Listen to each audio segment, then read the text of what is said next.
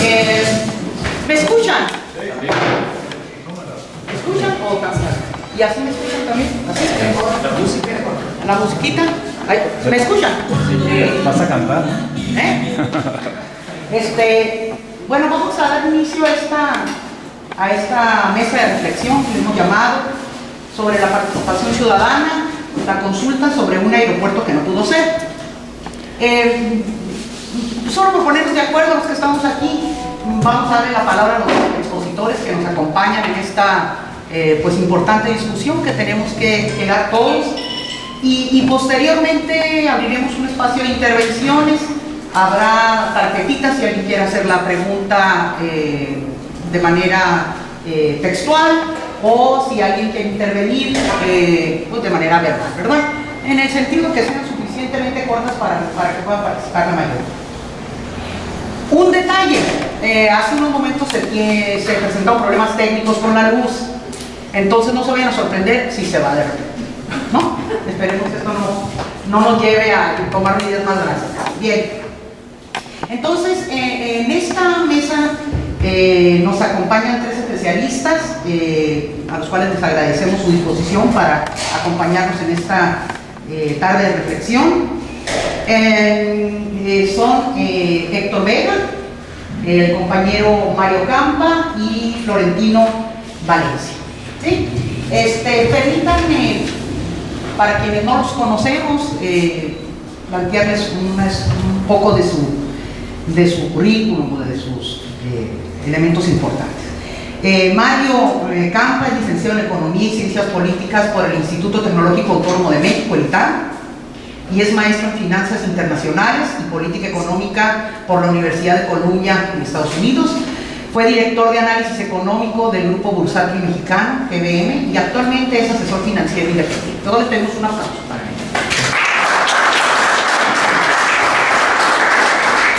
Tenemos al maestro Florentino Valencia. Él es ingeniero agrónomo por la Universidad de Sonora. Fungió como director de Relaciones Públicas del Ayuntamiento de Hermosillo en el 2006-2009. Se ha desempeñado como asistente del doctor Alfonso Durazo tanto en su carácter de diputado federal como en la presidencia del Comité Ejecutivo Estatal de Morena de Sonora del 2015 a 2018.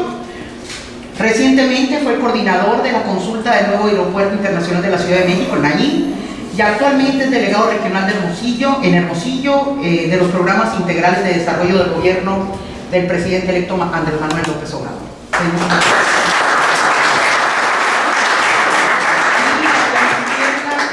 Héctor Vega es sociólogo y doctor en antropología, profesor de la Universidad de Sonora.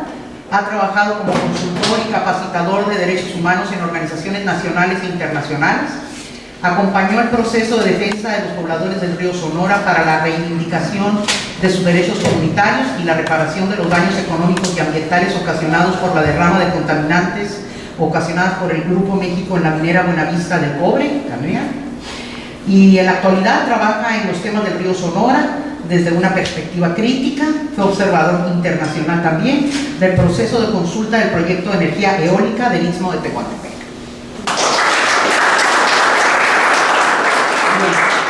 Y para empezar vamos a darle la palabra a Florentino Valencia, que como mencionamos, él participó en la organización de la consulta sobre el aeropuerto. Bueno, buenas tardes a todos, bienvenidos, compañeros. Mi valoración de la consulta es que fue una experiencia positiva.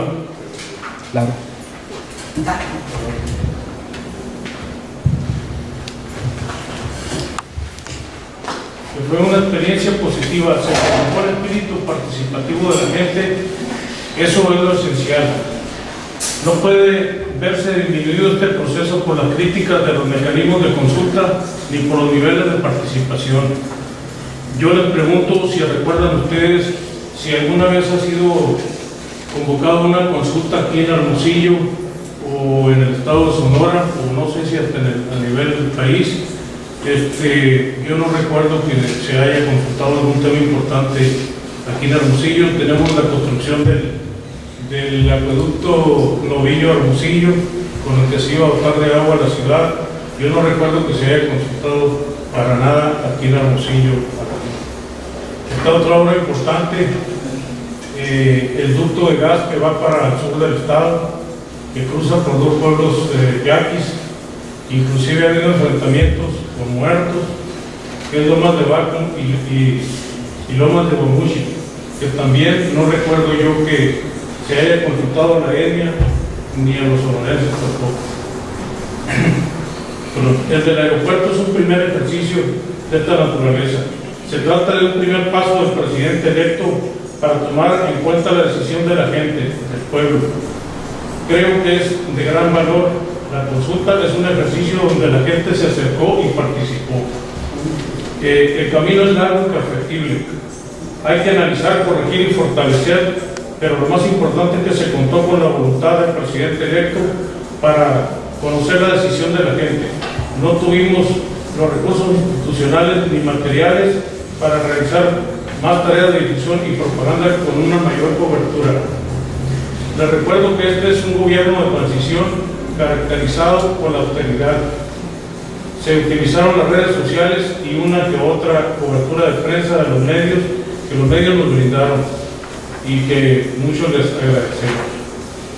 En relación a las personas que aducen que votaron más de una vez, yo les diré que ¿qué mueve a estas personas a realizar una actividad como esta? ¿Por qué lo hace? ¿Con qué fin? Puede tratarse de personas guiadas por un propósito político de carácter opositor o simplemente pueden ser periodistas que sus empresas los mandaron a exhibir el voto múltiple. Entonces nosotros contamos con una aplicación que teníamos en el teléfono en la cual le agregábamos la clave elector del participante y ahí se registraba, y ya registrado pasaba a votar, se le entregaba la boleta y ahí votaba, ¿no? Pero si intentaba volver a votar, no rechazaba, el sistema rechazaba, inclusive anunciaba la hora a la que había sido votado primera vez. Las opiniones técnicas se tendrán que revisar. Hubo opiniones de gentes que comentaron que por qué no se foliaban las boletas, creando mecanismos más estrictos de control. No olvidemos, insisto, que este es un gobierno de transición sin los recursos institucionales y materiales suficientes. Para Hermosillo quise autorizar 9 mesas para la consulta. Se buscaron puntos que fueran públicos y que tuviera buena afluencia de personas. Los puntos fueron aquí en el mercado municipal, central de autobuses, central camionera, Plaza Emiliana Subuendía, la Plaza Girasol, Ley Quiroga, Soriana Progreso, Plaza Lila, Plaza Sendero y el auditorio a la Gabriela Guevara. Esos fueron los puntos donde se llevó a cabo la votación, ¿no? La consulta fue un ejercicio democrático para que la gente opinara qué le convenía más al país. Se instalaron en total 1076 mesas en 538 municipios del país. Y se hizo una sola pregunta. A la hora de votar era una sola pregunta con 2 opciones de respuesta. En la boleta tenía denunciado, dada la saturación del Aeropuerto Internacional de la Ciudad de México, ¿cuál opción piensa usted sea mejor para el país? Una opción era reacondicionar el aeropuerto actual de la Ciudad de México, el de Toluca, y construir 2 pistas en la base aérea de Santa Lucía. Y la otra opción era continuar con la construcción del aeropuerto de Texcoco y dejar de utilizar el aeropuerto actual de la Internacional de la Ciudad de México. Los resultados que obtuvimos aquí en Hermosillo son los siguientes. Para el aeropuerto de Santa Lucía tuvimos una participación de 4.795 votantes. Para el aeropuerto de Texcoco fueron 1.792 y se presentaron 39 votos nulos. Para el estado de Sonora, el aeropuerto de Santa Lucía reportó 11.484 votos, Texcoco 3.373 y se reportaron 76 votos nulos. Los números de la consulta a nivel nacional fueron para Santa Lucía 747,000 votos, para Texcoco 310,463 y se reportaron 2,722 votos nulos. La consulta se realizó con un horario de 8 de la mañana a 6 de la tarde. Se contaba con dos personas voluntarias en cada mesa. Tuvimos un total de 36 participantes que estaban a disposición para si había que cubrir a alguien, porque fue horario de 8 de la mañana hasta 6 de la tarde todo el día. Entonces sí participaron algunos gente de manera voluntaria y hubo otras personas que donaron comida para los participantes, porque fueron 4 días. La consulta se llevó a cabo 25, 26, 27 y 28. Previamente se les dio una capacitación a las personas. Era un evento sencillo, un ejercicio sencillo, era montar la mesa, poner el anuncio que se podía votar ahí, se le instalaba la urna. Por cada urna nos entregaron a nosotros 1,600 boletas. Entonces se iniciaba exactamente a las 8 de la mañana y el único requisito para llevar a cabo la participación era presentar la credencial de elector. Entonces con la clave de elector se ingresaba al sistema, a la aplicación, y con eso ya se accedía a poder llevarse a cabo la participación. No se presentó ningún inconveniente, salvo periodistas que intentaron votar varias veces. Me tocó una corresponsal del periódico Universal aquí en la plaza Emiliana Zubeldía, llegó y votó, y a los 15 minutos intentó volver a votar y nos lo dijo: voy a votar 2 veces. Se está publicando, hay información de México que han votado 2 o 3 veces. Intentó votar a los 15 minutos y no pudo votar, el sistema la rechazaba. En la plaza también allá de Sendero, estaba yo ahí presente cuando llegó un periodista, ese de aquí de Hermosillo, votó bien, correctamente, y ya que votó nos dijo: acabo de votar en la central camionera. Entonces, como precaución, se anotaron las claves de elector de la gente que participaba. Entonces fuimos a corroborar allá a la central de autobuses, a la mesa de a ver si era cierto que había votado él, y no teníamos registro de su clave de elector. Entonces creo que fue nada más para hacer publicidad, ¿no? Y fueron los detalles que a mí me tocó vivir. Mucha gente opinó que por primera vez se le estaba preguntando qué opinaban sobre la obra de una obra de esta magnitud, porque nunca se había consultado nada. Nos enteramos que se van a realizar obras cuando ya deciden la obra el gobierno, y nunca se nos había preguntado como esta ocasión. A las 6 de la tarde se cerraba la urna, y ahí a esa hora el mismo personal de la mesa pasaba a sacar las boletas. Se separaba cada boleta: Texcoco, Santa Lucía y votos nulos, y después se contaban, y luego se tenía que llenar una acta en la cual se mandaba inmediatamente a la Ciudad de México para su contabilidad. La llevaban allá en México.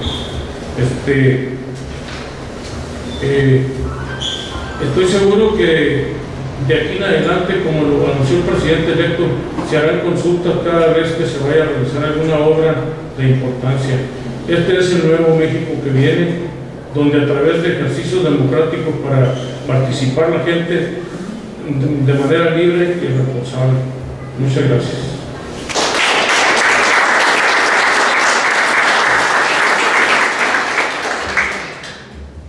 Agradecemos al compañero, y ahora vamos a darle la palabra a Héctor Vega, experto en temas de participación ciudadana. Adelante.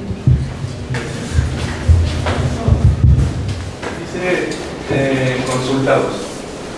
Unas imágenes. Muchas gracias por la invitación a José María Martínez y buenas tardes a todos. Bueno, el título de especialista en participación ciudadana, no tanto así, pero muchas gracias. He tenido un par de experiencias en el tema como observador internacional en consultas. Creo que quizá de la que más aprendizaje he tenido es en el caso del proyecto de la industria eólica en el istmo de Tehuantepec, en el que se llevó a cabo un proceso de consulta durante los años 2014 y 2015 y que en la actualidad se aprobó por la CNE, pero sigue todavía en una serie de trabas legales, ¿no? Porque hubo una comunidad, un ejido que se inconformó por el proceso. Lo que yo les pudiera comentar y reflexionar y digamos, creo que va en el sentido de la intervención anterior, es que efectivamente el tema de la consulta es algo que no teníamos como un ejercicio de un sistema democrático y que estamos ante una posibilidad de ejercicio ciudadano y de formación de un nuevo sistema político en donde se tome en cuenta la participación de todos los sectores que están involucrados en proyectos de desarrollo. El caso más, más específico, ¿no?, de la industria eólica en el istmo de Tehuantepec, pues es un contexto en el que la persona que lo solicita es el alcalde municipal de Juchitán. El alcalde municipal de Juchitán trae, ¿no?, previamente a la consulta ya un proyecto de industria eólica con empresas españolas. Él fue representante de los pueblos indígenas de México ante la ONU, entonces es una persona con un nivel educativo alto, también me parece que es maestro, doctor en antropología, y que con toda la intención política intenta, ¿no?, utilizar la consulta para la industria eólica como una plataforma para saltar a ser senador y diputado en el estado de Oaxaca o candidato a gobernador del estado de Oaxaca. Sin embargo, él incurre directamente en una falta de consulta, ¿no?, a las personas. Es decir, se instala todo un contexto de consulta oficial, se manda a la CNE, ahí podemos ver los logotipos del anterior. Sí. SEDATU, Secretaría de Relaciones Exteriores, SEMARNAT, SEGOP, está la Comisión para el Desarrollo de los Pueblos Indígenas, el municipio de Juchitán, de Tehuantepec y de Salina Cruz, incluso la Escuela Nacional de Antropología e Historia, ¿no? Entonces, en ese contexto, se organiza todos los requerimientos oficiales para llevar a cabo la consulta, pero en la práctica de la consulta, la misión de observación internacional, pues encuentra una serie de irregularidades. ¿Sí puede poner la siguiente, por favor? La primera es el tema de la violación al carácter libre de la consulta.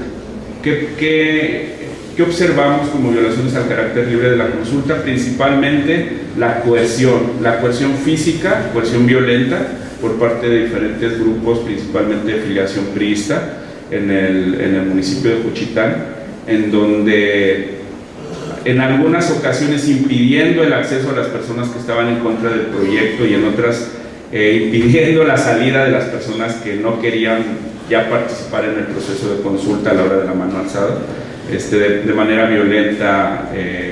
Pues hubo ahí una serie de actos, ¿no?, y de eventos que para nosotros como misión fueron determinantes para que no se pudiera llevar a cabo una consulta con la característica de libertad, ¿no? Siguiente. El tema de la consulta informada quizá fue la que más elementos pudimos encontrar, ya que las personas que iban a determinar si era aprobable o no el proyecto de la industria eólica nunca recibieron información. O sea, de hecho, los que estaban más informados eran los que estaban en contra de la industria eólica, y por lo mismo se habían acercado asesores, ONGs internacionales de derechos humanos, y habían tenido un proceso paralelo de investigación e información con especialistas, habían desarrollado una serie de argumentaciones, incluso hasta de tipo ecológico, de los beneficios y los daños que puede generar la industria eólica. Entonces ellos, de cierta forma, sí estaban informados, pero el resto de las comunidades no, y lo veíamos muy claramente. Las poblaciones, sobre todo las que estaban organizadas por el PRI, pues iban a hacer solamente presencia y voto alzado, ¿no? Preguntaban, les hacías entrevistas sobre qué opinaban de la industria eólica, si conocían acerca de la industria eólica, si sabían acerca de las consecuencias de la industria eólica. Desconocían absolutamente todo, ¿no?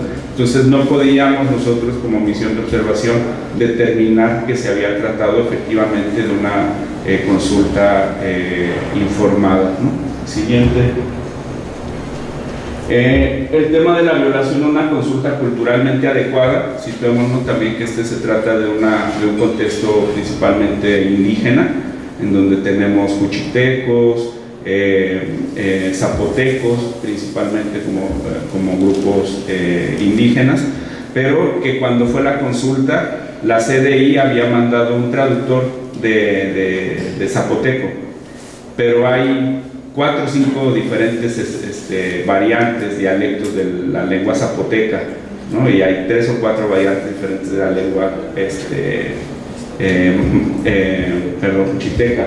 Entonces mandaron a un traductor, contrataron un traductor, y los primeros 30 minutos la gente empezó a hablar, empezó a hacer rumor, nadie entendía, ¿no? Decía, no, ¿quién le enseñó a hablar cuchiteco a esta persona? No era un traductor oficial de la CDI. Y ahí entre una cosa y otra decidieron mejor primero poner a una persona, ¿no?, que iba a hablar en zapoteco. Habló la persona como traductor, pero no tenía las capacidades de traducción. Total que se hicieron como 4 diferentes cambios, hasta que un chico hablaba perfectamente bien el zapoteco y el cuchiteco de ahí y el español, ¿no? Entonces se logró que ese chico estuviera durante los 2 primeros días siendo el traductor. Y evidentemente también las personas de las instituciones de gobierno que iban, no les interesaba, no sabían, no tenían a lo mejor experiencia en la operación del proceso de consulta, y esto generó que las personas, digamos, participantes se inconformaran también, ¿no?, por la falta de atención al tema de la cultura y sobre todo de la lengua. Siguiente. Bueno, eso es respecto a lo que fue el proceso de consulta en el Istmo de Tehuantepec. Al final, como les comentaba, se presentó un documento como misión observadora, y hasta la fecha hay demandas de amparo, ¿no?, por parte de las personas que se inconformaron. La lección de esto es principalmente un gobierno que lleva a cabo proyectos de desarrollo sin consultar a nadie, imponiéndolos, ¿no? O sea, en resumen, ¿no? Entonces, cuando hay un grupo indígena, en este caso la Asociación de Pueblos Populares Cuchitecos, que se inconforma porque además son ejidatarios y dicen, no los queremos, no queremos ese proyecto, pues entonces ya viene el gobierno y dice, bueno, entonces vamos a llevarlo a consulta. ¿Qué pasa en la consulta? Se volvió simplemente un proceso simulado, en donde participaban en las conversaciones y en el debate 200 personas, pero al final del día el gobierno mandaba a hacer votación a mano alzada, y de la nada aparecían 500 personas, ¿no? Entonces se veía, era una metodología de acarrear gente, ¿no?, para simular el proceso de consulta. Hay otro tema que lo acaba de comentar el compañero Florentino Valencia, que es sobre el acueducto. Yo hace 2 años estuve desarrollando 2 textos, haciendo un análisis discursivo sobre el caso de los yaquis, principalmente el tema del acueducto y también del gasoducto. Y lo que me di cuenta es, el tema del acueducto es principalmente, no teníamos un contexto de un gobierno en donde tomaran en cuenta el tema de la consulta. Entonces, ¿a qué se fueron? A demandas, ¿no? Y hasta perdieron las demandas, incluso las demandas internacionales. Están ahí las recomendaciones de la Comisión Interamericana de Derechos Humanos hacia el gobierno mexicano y al gobierno del estado de Sonora. Y ese texto que puse ahí me llama mucho la atención porque es un punto de acuerdo de Ana Guevara para retomar el caso del acueducto, y pone ahí como narrativa de los hechos, ¿no? Me alcanzo a ver algo así como que en 2010 se sacó la convocatoria para hacer el proyecto, en 2011 se licitaron los contratos, a finales del 2010, ya estaba todo listo para hacer el acueducto. Entonces, no aparece en ningún momento el tema de la consulta, ni siquiera no estaba dentro de los procesos, digamos, de la metodología del gobierno federal en ese entonces. Siguiente. Este es sobre el tema del gasoducto, que también me puse ahí publiqué un artículo en una revista de la Universidad de Bogotá sobre los efectos del neoliberalismo en las comunidades indígenas en América Latina. Y lo que planteaba era cómo el gobierno mexicano desarrolla una metodología para imponer proyectos, ¿no? Entonces no se trata solamente como de ser autoritario, sino se trata de tener una herramienta, una serie de técnicas, ¿no? Un manual en donde, bueno, primero llega y pone el proyecto. ¿Qué van a hacer ellos? Se van a quejar legalmente. No importa, no les vamos a otorgar la suspensión provisional de las obras, vamos a seguir con las obras. Luego, ¿qué va a pasar? Vamos a crear conflicto al interior de las comunidades étnicas, porque además hay unos documentos en donde un grupo de mis colegas antropólogos, lamentablemente, ¿no?, les pasa toda la información de cómo está constituido la organización política de los yaquis, y como que especifican, ¿no?, el tema de hay división étnica. Entonces, se ve muy claro que ese punto de hay división étnica es utilizado durante la metodología para aplicar el proyecto, ¿no?, como un punto débil de los grupos de los yaquis que utiliza el gobierno para llevar ¿no?, continuar con el proyecto del gasoducto, que bueno, como lo había comentado el maestro, pues terminó lamentablemente, ¿no?, en un acontecimiento violento con la muerte de una persona y otros acontecimientos más, ¿no?, en donde ahí, por ejemplo, vemos, hay 1, 2, 3, 4, 5, 6 sellos, de hecho hay 7, pero en la lista de comunidades vemos que hay 8, y entonces todo el documento viene sellado por 7 sellos de 7 comunidades indígenas, y al final, digamos, todos firman de común acuerdo, que fueron informados, libres. A ver, siguiente, creo que la siguiente, bueno, todos dicen que sí estuvieron de acuerdo, pero falta una comunidad. Entonces, legalmente no se puede intervenir en el territorio yaqui, faltando una comunidad que esté de acuerdo en el proyecto, ¿no? Pero para el gobierno, desde su lógica, desde el derecho, ¿no?, positivo, pues que no participen los que no firmaron, los demás, ¿no? Y entonces ahí tenemos el conflicto. Y el último caso es el que he estado trabajando ahora con la gente del Río Sonora. Hace un mes y medio la Suprema Corte de Justicia falló a favor de los habitantes de Bacanuchi, reconociéndoles el derecho a la participación en las actividades de la mina Buenavista del Cobre, lo cual es un hecho inédito, es algo que no había pasado en México, es decir, las comunidades indígenas tenían derecho a participar y a la consulta, pero los que no tenemos la adjudicación indígena no. Que también este es un tema que digamos está a debate, ¿no? Porque la adscripción étnica te da ciertos derechos, pero nosotros que somos indígenas pues no importa, ¿no?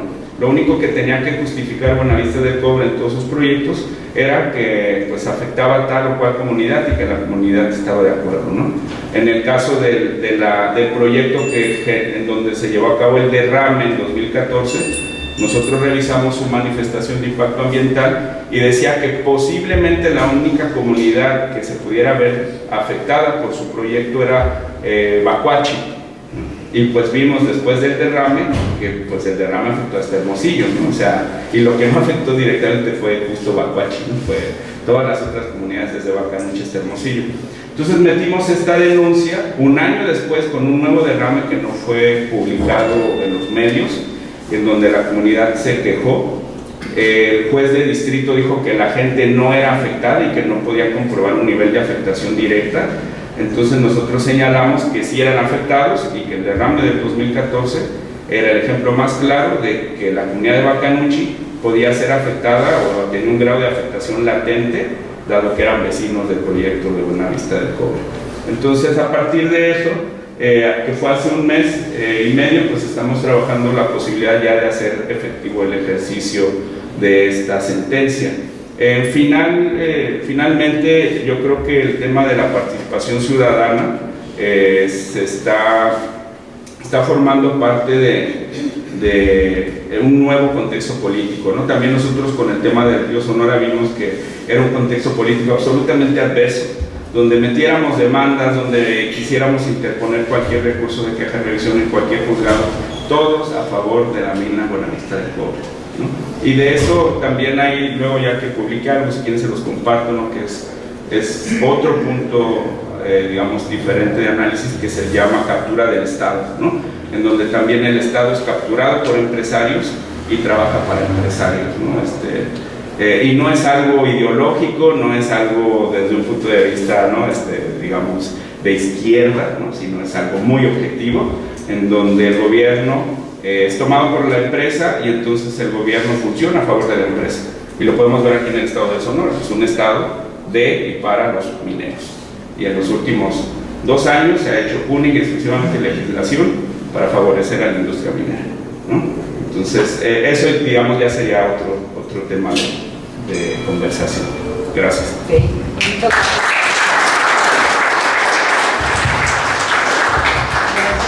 Su participación. Y vamos a cederle la palabra al economista y politólogo Mario Campa para abordar el tema de la discusión en torno a la pertinencia de realizar una consulta pública ante las amenazas planteadas por la construcción o no de un nuevo aeropuerto en la Ciudad de México. Adelante, Mario. Gracias. A mí me gustaría dividir la decisión del aeropuerto en 4 dimensiones distintas, ¿no? Y me voy a enfocar en una de ellas. La primera es la cuestión ambiental. Desde ese punto de vista, bueno, el nuevo aeropuerto internacional de la Ciudad de México, en efecto, pues era un ecocidio, ¿no? Y era visible para cualquiera, ¿no? ¿Por qué? Porque básicamente la masa actual, la superficie que ocupa el Benito Juárez o la que ocupa Santa Lucía, básicamente se iban a desaprovechar y había información de que, por ejemplo, en el caso del aeropuerto de Benito Juárez iba a ser reconvertido a una especie de Santa Fe, ¿no? Esa es la información que ya había rumores antes de la consulta, y después pues el mismo presidente electo mandó un mensaje confirmando esto, ¿no? Y que se puede confirmar por otras fuentes. Y bueno, y se iba a ir el aeropuerto a Texcoco en una superficie de 5,000 hectáreas y pues era un desastre ecológico por la cuestión del lago de Texcoco, ¿no? Esa es la dimensión ambiental. Está la dimensión legal, que bueno, ahí sobre todo involucra la cuestión de si la consulta era vinculante o no. Olga Sánchez dijo que era una decisión más política que legal, y bueno, en ese sentido estoy de acuerdo, ¿no? Y desde el punto de vista legal también está la cuestión de, una vez tomada la decisión de suspender el aeropuerto, pues la relación, ¿no? Cómo queda el gobierno entrante frente a los contratistas, cómo queda frente a los inversionistas, que básicamente son tenedores de los bonos del aeropuerto. Y en fin, esa relación pues obviamente va a llevar un proceso legal y que, como todo proceso legal, pues puede haber una negociación, una salida pactada, ¿no? Para evitar el daño económico, sobre todo a una de las partes. Está la dimensión política, que involucra mucho de lo que es la relación del Estado frente a grupos de interés, la relación del nuevo gobierno cómo va a ser con los empresarios. Eso estaba en juego, ¿no? Y en este sentido pues se mandó una señal muy clara de que ahora, digo, van a tener más peso las decisiones a favor del colectivo, de la mayoría, y no tanto pues vigilando los intereses de un grupo de interés, que en este caso pues eran unos cuantos, 5 familias muy importantes de contratistas. Y los tenedores de bono, bueno, estaban divididos, pero básicamente bastantes de ellos son las afores, ¿no? Es un tema delicado porque no necesariamente, si hay afectación con los inversionistas, no necesariamente iban a ser tenedores de bono allá en Nueva York o en Londres con sus fondos de inversión, sino que también podía darse el caso en que salieran afectados pues muchos ahorradores mexicanos al estar invertidos las afores en el aeropuerto. Entonces tampoco se puede totalmente ignorar el compromiso que se tiene con los inversionistas de los bonos del nuevo aeropuerto, al estar ahí pues comprometido el ahorro de muchos mexicanos, pero ahorita vamos a ver la salida que se le puede dar a eso, ¿no?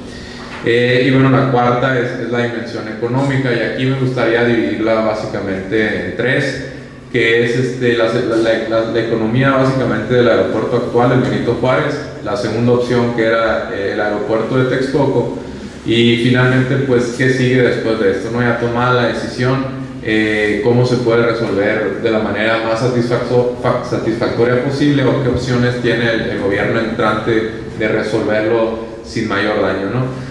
Bueno, el Benito Juárez, pues como todos ya deben saber a estas alturas, pues es un aeropuerto que está pensado para 35, 40 millones de pasajeros al año, y ahorita está operando alrededor de 44, 45 millones de pasajeros al año, ¿no? Está básicamente desbordado, está operando al 130% de su capacidad, y quien haya volado recientemente ahí pues se puede dar cuenta, ¿no? De que las salas están totalmente desbordadas, los aviones tienen que hacer fila para despegar. Ahí la cuestión es que hay dos pistas, pero al no estar separadas 1 kilómetro una de la otra, no pueden aterrizar y despegar aviones al mismo tiempo, sino que básicamente en una pista ahorita se está utilizando para aterrizar, y en lo que sucede este proceso, en la otra pista básicamente la usan para hacer fila, para hacer cola, no para hacer una actividad dual de despegue y aterrizaje. Ese es el gran problema del Benito Juárez, y no se puede resolver eso por la cuestión de la distancia entre las pistas. No se puede cambiar eso. Incluso si ha habido propuestas para que se cree una terminal 3, pues sí, supongo que desfogaría cierto número de pasajeros hacia allá, que es básicamente también una de las soluciones para utilizar de mejor manera el hangar presidencial, quizá reconvertirlo a una especie de terminal 3, pero no va a cambiar mucho la manera en que despegan y aterrizan los aviones, ¿no? Se puede utilizar un sistema de optimización en el que básicamente por GPS se tenga mucho mayor control del despegue y aterrizaje exacto de los aviones, para que haya menor distancia entre cada uno. De esa forma quizás se podría llevar la capacidad actual de 40 millones a 50 millones, ¿no? Se puede ganar un poco, pero estamos hablando de que México, la Ciudad de México en este momento, pues sí requiere un aeropuerto de 60, 70 millones, y eso va a seguir aumentando, ¿no? En el tiempo, en 50 años va a crecer muchísimo la demanda, y sí se plantea resolver ese problema, ¿no? Y como ustedes saben, ya en tiempos de Vicente Fox se buscó otra alternativa, con Texcoco otra, y pues ahora está la opción de Santa Lucía, ¿no? Que se perfila para ser la opción más sólida. Bueno, el Benito Juárez es muy rentable, es un aeropuerto que tiene aproximadamente 6,000 millones de pesos de efectivo libre al año. Es un aeropuerto rentable, sobre todo, y su ingreso principal, y aquí es arriba del 50%, es la tarifa aérea, ¿no? La TUA, la famosa TUA, que es muy importante esa tarifa porque los bonos del nuevo aeropuerto, que es parte de cómo estaba financiado la propuesta para el nuevo aeropuerto, estaban respaldados por esa captación de TUA. Texcoco estaba pensado originalmente para abrir alrededor ahí de 2021, pero está ya después con todo el desfase se iba a ir hasta 2024. Entonces los bonos estaban respaldados por la TUA, no solamente del nuevo aeropuerto, sino del Benito Juárez, ¿no? Esto va a ser relevante porque ahorita la TUA que se va a seguir captando del Benito Juárez, pues va a ser utilizada para pagar los bonos que ahorita se deben, ¿no? Y que eso es compromiso, es básicamente ineludible, y por cuestiones legales, por cuestiones de que están ahí metidas las afores, y en ese sentido pues Andrés Manuel ha dicho que va a honrar ese compromiso, lo cual también es una buena señal de que se respetan también ciertos contratos, ¿no? digo, los inversionistas, en este caso los tenedores de bonos, pues no tienen, digo, la mayor culpa, ¿no? Los contratistas es otra historia porque ahí puede haber casos de corrupción y sobrecostos también, pero en la cuestión de los inversionistas ahí es un poco más delicado y estamos muchos de nosotros implicados si tenemos algún tipo de, estamos en alguna pobre, ¿no? Entonces, bueno, estas son las economías del aeropuerto Benito Juárez, es un aeropuerto rentable. ¿Por qué relevante? Porque si se construía Texcoco y resultaba no ser rentable, por ejemplo, se perdía pues, la infraestructura actual del Benito Juárez porque no podían operar de manera dual como estaban alineadas las pistas, y aparte pues, porque lo iban a vender para crear un centro comercial o polo urbano de desarrollo. Entonces ese aeropuerto, esa infraestructura que ya estaba construida, que ya estaba aprobada para ser rentable, pues se iba a perder. Y se iba a perder además el aeropuerto de Santa Lucía, digo, por la cuestión de cómo están alineadas las pistas o cómo estaban pensadas estar alineadas en el nuevo aeropuerto de Texcoco. Santa Lucía también se iba a perder y esa infraestructura básicamente iba a ser también obsoleta, ¿no? No iban a poder volar simultáneamente. Entonces, bueno, Texcoco, además de eso, era un proyecto que originalmente estaba planeado para costar alrededor de 120,000 millones de pesos. Y la última estimación ya andaba en 285,000 millones de pesos, o sea, se fue más del doble. ¿Por qué se fue más del doble? Bueno, en gran parte fue por una depreciación del tipo de cambio. Cuando este proyecto originalmente se pensó, el tipo de cambio andaba en 13, 14 pesos por dólar, y ahorita pues anda en 19, 20 pesos por dólar, ¿no? En gran parte era tipo de cambio, otra parte eran sobrecostos, bueno, subida en materia prima, sobrecostos relacionados pues a una mala operación de los contratistas, sobrecostos quizá por posible corrupción, como la Auditoría Superior de la Federación encontró varias irregularidades, sobre todo en la famosa barda que construyó la Sedena. Entonces eso estaba inflando cada vez los costos.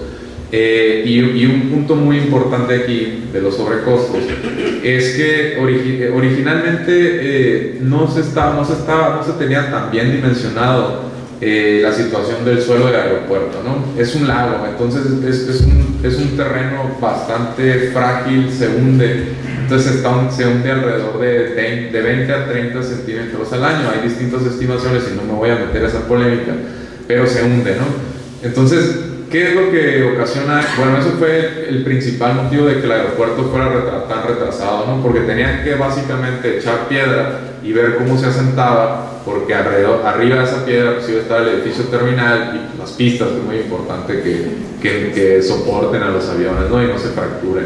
Entonces tenían que tirar la piedra, probar cómo se acentuaba y seguir, ¿no? Entonces eso lo retrasó al menos 2 años, cuando menos 2 años, ¿no? Entonces, bueno, eso también tiene un sobrecosto. ¿Por qué? Pues para empezar, en tiempo, ¿no? Como saben, pues tiempo es dinero. Pero también, y esto era un problema muy serio que sí llevaba bastante sobrecosto, es que se habían agotado, era tanta la piedra que se necesitaba, que se habían agotado todas las canteras alrededor de Texcoco, ¿no?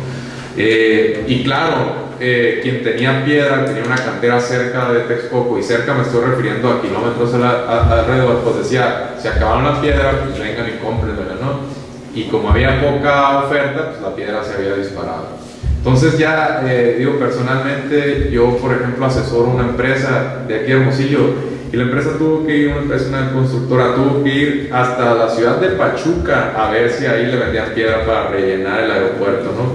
Ya se estaban demoliendo cerros en Pachuca para rellenar el lago de Texcoco con piedra por la cuestión del suelo, ¿no? Entonces eso pues además tiene un impacto ambiental muy fuerte, ¿no? Porque es echar abajo cerros, ¿no? Básicamente minarlos y de ahí triturar piedra y llevarla a Texcoco y ahí rellenarlo, ¿no? Entonces eso llevó a un sobrecosto bastante importante. Acarrear esa piedra es carísimo, ¿no? Entonces de 120 se va a 285,000 millones de pesos más lo que faltaba, ¿no? Obviamente iban a salir malas estimaciones, quizá mayor depreciación del tipo mayores depreciación cambiaria, iban a salir quizá mayor casos de corrupción. Entonces era muy probable que esos 285 no fueran el número final, se iba a tener que revisar. Esto es importante por varias razones. Bueno, antes que nada, tampoco era muy opaco y de hecho ustedes se podían meter a la presentación de los bonos o la fibra E, que es otra forma de cómo se estaba financiando el aeropuerto, y no había un estimado de cuánto iba a costar la operación del aeropuerto al año, ¿no? Había cifras extraoficiales, y ya que después que se reunió el gobierno, el nuevo gobierno, el gobierno entrante con el gobierno anterior, había alguna cifra por ahí de que iba a costar 2.000 millones al año el puro mantenimiento del aeropuerto, ¿no? El puro mantenimiento. Entonces no se sabía a ciencia cierta si ya con estos sobrecostos y con la escala tan grande, era un diseño, pues como ustedes vieron, faraónico. No se sabía si iba a ser un proyecto rentable. Digo, estaba bastante, ya estaba financiado en una parte importante, efectivamente, y alguna de ellas era de la iniciativa privada, pero no toda. Y era posible que si el aeropuerto no daba para ser rentable, pues que hubiera tenido que recibir transferencias del gobierno año con año, ¿no? Entonces era uno de los puntos que más ponía a la defensiva al gobierno entrante, ¿no? De oye, pues yo tengo mis políticas, mis prioridades, por ejemplo, la pensión universal, cuestiones un poquito más de política redistributiva. Y aparte me estás quitando por acá en el presupuesto, ya los siguientes 6 años te voy a tener que estar haciendo transferencias a lo mejor del mantenimiento, pero también de la construcción. Si los costos se elevan tanto, que ya el financiamiento privado en algún momento era probable que se fuera agotando, ¿no? Que era lo que ya se estaba empezando a ver. ¿Cómo estaba financiado el aeropuerto de Texcoco? Bueno, ya se habían hecho 6 emisiones de deuda, de bonos, una por $3,000 millones y 3 cada una de $1,000 millones. Entonces había $6,000 millones, o hay en este momento, porque los costos hundidos del aeropuerto son de alrededor de $60,000 millones, y en un fideicomiso que lleva Hacienda está todavía bastante, digamos que la mitad, por ponerlo en números grandes, de lo que se recaudó de los bonos, ¿no? Entonces ahí van como $6,000 millones, aproximadamente $1,600 millones más por la fibra E, que es básicamente el gobierno vendía acciones. ¿De qué vendía acciones? No del aeropuerto nuevo, sino de los ingresos, por ejemplo, comerciales, ¿no? De lo que ya estaban etiquetados, se iban a ir alrededor del 60% de los ingresos comerciales del aeropuerto a pagar a quien fuera dueño de la fibra E, ¿no? Así se recaudaron $1,600 millones. Y había habido ya una aportación del gobierno federal de aproximadamente $1,250 millones, $25,000 millones. Entonces, si ustedes sacan la cuenta, pues de $285,000 millones y deducen los $6,000 millones de los bonos, los 1,650 de la fibra E y los 1,250 de la transferencia de gobierno, pues faltaba poquito menos de la mitad, ¿no? Básicamente la mitad del dinero. Entonces ahí, ¿qué iba a pasar? Bueno, se buscaba que hubiera más emisiones de deuda, pero ya el sobrecosto del aeropuerto era tal que a lo mejor ya no, los inversionistas ya no querían soltar más dinero para financiarlo, ¿no? Ese es un aspecto. Y el otro era muy posible que sí iba a tener que haber mayor transferencias de gobierno, es decir, el gobierno federal en el presupuesto que hace año con año iba a tener que asignarle una partida especial al aeropuerto porque ya no había inversionistas privados dispuestos a financiar el proyecto. Sí habían financiado una parte, pero no toda, y esa no toda, lo que restaba iba a condicionar al gobierno entrante a no ejecutar pues las políticas que venía con las que pues hizo campaña y por las que muchos, si no es que todos de nosotros votamos, ¿no? Estaba comprometiendo las finanzas públicas. Ese era un tema, la decisión, como les dije, tuvo varias dimensiones, y desde el punto de vista económico tuvo sus ventajas y sus desventajas, pero aquí me estoy centrando un poquito más en las ventajas, ¿no? En las desventajas, bueno, ¿cuál es el problema de cancelar el aeropuerto? Pues hay $60,000 millones en costos hundidos que definitivamente pues ya se tuvieron que absorber, y hay un desagravio con contratistas, no con todos, porque ya muchos habían cumplido su contrato, había otros que iban a la mitad, otros que se tienen que revisar para ver si se hizo todo conforme a la ley. Y aparte está la cuestión de que hay que honrar el compromiso, pues sí, con los inversionistas, que como les digo, varios de ellos pues son afores, ¿no? Somos nosotros básicamente financiando el aeropuerto. Entonces, ahí entra un proceso de negociación. Por ejemplo, el presidente Enrique Peña Nieto mandó un mensaje a la nación o al país diciendo que se iban a tener que prepagar los bonos. ¿Qué significa eso? Que básicamente pues lo que está en el fideicomiso, que como les digo, ahorita el fideicomiso tenía 1.115 millones de pesos y 60 ya se habían salido, entonces quedaban como alrededor de 55.000. Básicamente ese dinero va y se paga a los bonos si no hay negociación, o si hay negociación pues se les dice a los tenedores de bonos: vean, ¿saben qué?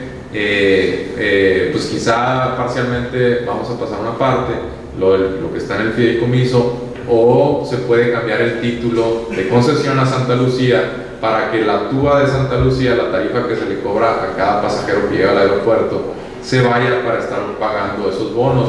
También va a seguir operando el Benito Juárez, y la TUA que se recaude de Benito Juárez va a seguir pagando esos bonos. Hay que recordar que esos bonos estaban respaldados tanto por el Benito Juárez como por el aeropuerto de Texcoco, entonces eso se va a seguir yendo para allá. Y el problema es que está diseñado el bono de tal forma que la tarifa incremental o lo que iba a hacer Texcoco con su excedente de pasajeros sobre el Benito Juárez, con eso iba a garantizar que sí se pagara el bono. Entonces, al ya no tenerse esta infraestructura, pues se tiene que buscar una salida. Entonces eso me lleva al tercer punto de las economías de la salida. ¿Qué se puede hacer ahora y qué está haciendo o qué está negociando ahorita el gobierno federal? Bueno, uno puede ser el cambio de concesión, ¿no? De esto de que lo que iba a ser utilizado el aeropuerto de Texcoco para pagar a los inversionistas sea ahora captado a través de Santa Lucía, ¿no? Benito Juárez más Santa Lucía puede financiar ese nuevo aeropuerto. Sí requeriría un cambio de concesión, y aquí sí requiere que sea una salida pactada, porque si no, digamos que pueden ser los inversionistas o pueden ser también los contratistas, pueden decir: sabes que yo no quiero los nuevos términos, y legalmente pues me voy a los tribunales y vemos quién gana, ¿no? Puede ser una disputa muy larga, entonces, y es difícil ganar estas batallas, sobre todo a los inversionistas. Con los contratistas no es tan complicado, pero con los inversionistas sí. Entonces es mejor una salida pactada donde pues se busque que las dos partes no necesariamente salgan ganando, pero que no pierdan, ¿no? Que no pierdan significativamente. Con los